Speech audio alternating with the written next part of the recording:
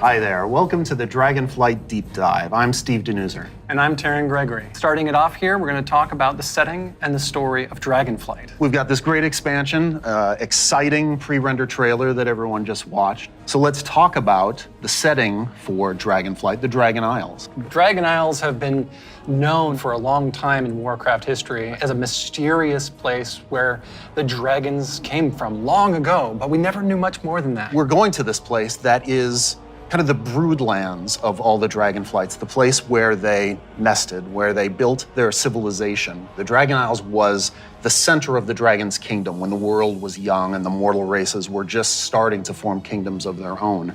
But when the Legion invaded for that War of the Ancients, that sundering that resulted from the explosion of the Well of Eternity, broke the world. Literal sundering of the continents of Azeroth. And because of the breaking of the world, that magic kind of drained away and the land went dormant. So they had to leave the Dragon Isles behind. And as we saw in the pre-render, they left behind some Titan Watchers to look over the land. And when someday they hoped that elemental energy would resurge once again and draw the dragons home, reestablish their kingdom. And that's when the message goes out to the flights and they feel it in their bones. Now it's the time for the sky to light up with the colors of the aspects once again, and for Alex Straza and the others to come home. But the land has changed a lot in all these thousands of years they've been away, and some very old threats have awakened as well.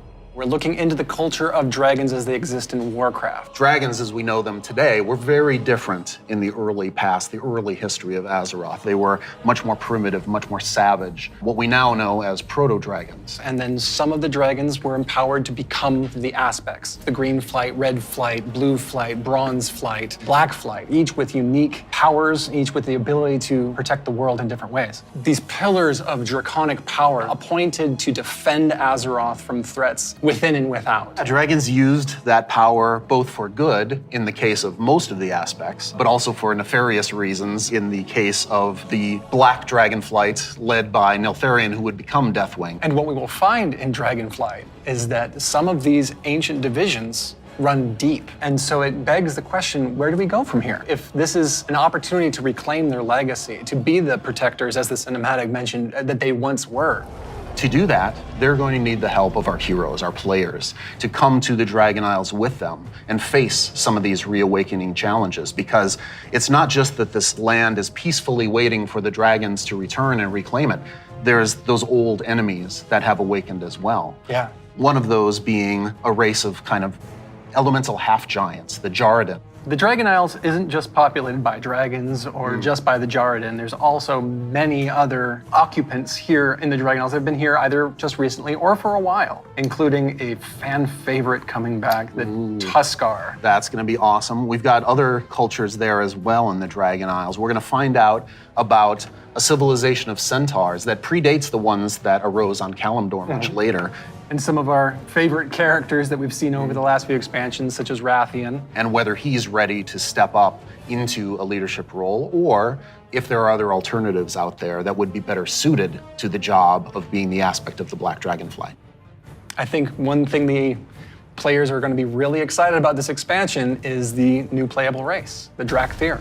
That's right. And this is something that Neltharion, before he was Deathwing, before he went full crazy world dragon, that he put into motion. Neltharion saw those primalists that were kind of breaking away from the aspects and what they wanted. And so in those first experiments, he took the essence of dragons, their strength, their nobility, their wisdom, and he combined it with that scrappiness, that adaptability that the mortal races had. And he wanted to use that to create the ideal soldier in his mind, the Dracthyr.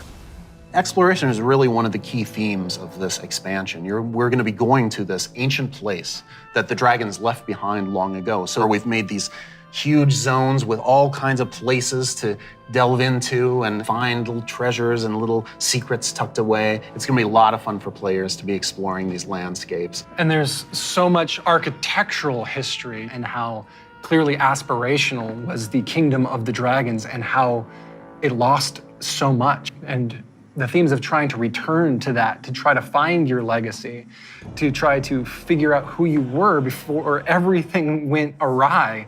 But there's questions, thematic questions of What does it mean to be true to your legacy? Are we going to repeat the mistakes of the past? The dragons have had to learn those lessons just like the mortal kingdoms have had to. And I think that's one of the reasons why the dragons see this now as the time that they have to return and they have to step up once again as protectors of Azeroth. We're helping the dragons because the dragons have helped us in the past too. So by using the Explorers League and the Reliquary together, that allows us to delve into some of that history. And when I look upon the Dragon Isles in all of its visual splendor, I get so excited for the prospect of a truly Azerothian adventure alongside Calicos, along with Rathian, Ebonhorn, with Ysera's daughter Marithra, as each one of them is trying to find their own flight.